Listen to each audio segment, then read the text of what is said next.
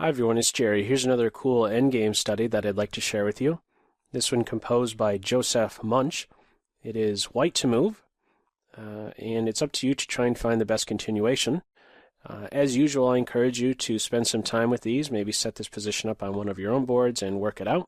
These are excellent calculation exercises. So again, it is white to move. It's up to you to find the best continuation. Okay. Before I show the solution, let me point out a feature or two with this composition. One of the first things to recognize is that this section here is completely immobile. Either white or black can move. And this plays a great role because if black is without their B and C pawn, or their B and C pawn can no longer make any legal moves, then we will have reached a stalemate position. So, as it turns out in this composition here, it's very time sensitive. So we need to be extra delicate with our moves and the tempos that we invest. One of the ideas here is to try and get your knight to the F7 square. If our knight is on F7, that'll be checkmate. Now, how you go about doing that is the tricky part. One of the approaches is to start off with the move knight to d4, and this is not the only path. I'll just highlight one. But basically, knight d4, f3, g5, and then finally f7. Trying to get the knight to the f7 square is the trick here. But it takes 4 moves to do that. Do we have 4 moves to get our knight to f7? Suppose we begin with knight d4, black plays b4, it's the only legal move. Knight f3, b3, knight g5, we are almost there to deliver mate.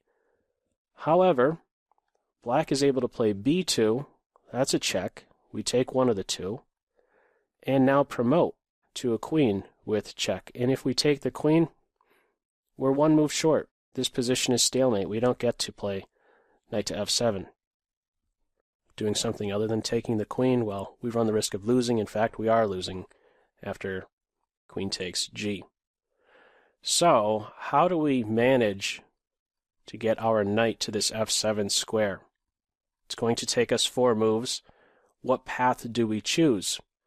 Well, the very first move is not a knight move. And it's not a king move either. It's a pawn move.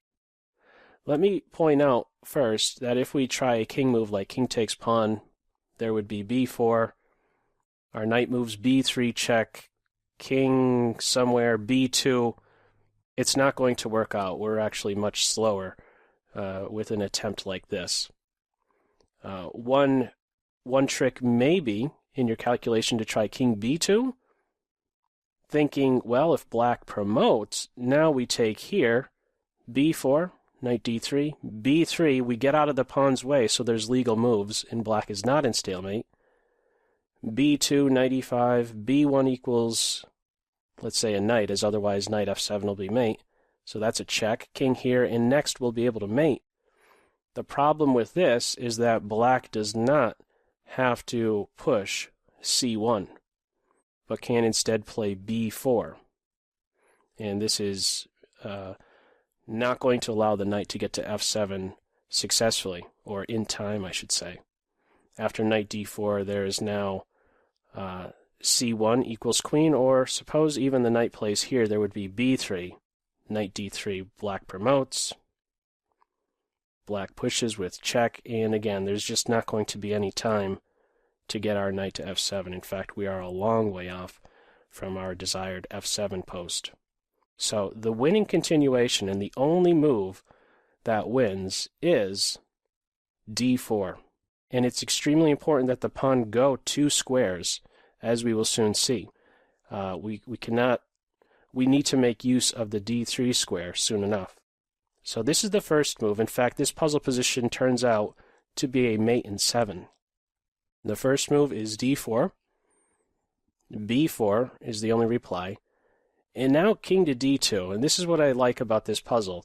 The first move, d4, is now clearing a way for a new legal move, king to d2. b4, king to d2, and this is yet another instance of white moving and allowing a new legal move by another piece. Knight to c1 is now available. And notice with the king's post on d2, it is sidestepping this b pawn's advance with check. This is the only move to promote to something.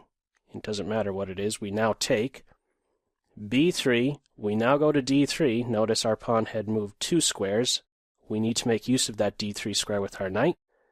b2, knight e5. The only way to prevent mate on f7 next is by promoting to a knight with check. We simply move up and pick your favorite square. It does not matter. Now we are finally able to get to that f7 square for mate. This is a very clever puzzle. I really like this idea, the thought that goes into this composition of moving one piece and then sneaking your king right up like so in the place where that pawn was, and then having a similar idea where once the king moves, there's a new square available for another piece, and only with this exact variation will we in fact be able to go ahead and deliver mate. And as mentioned, this one turns out to be a mate in 7. So anyhow, feel free to leave any feedback in this video in the comment section below. I thought it was a cool one, and I hope you enjoyed it. That's all for now. Take care. Bye.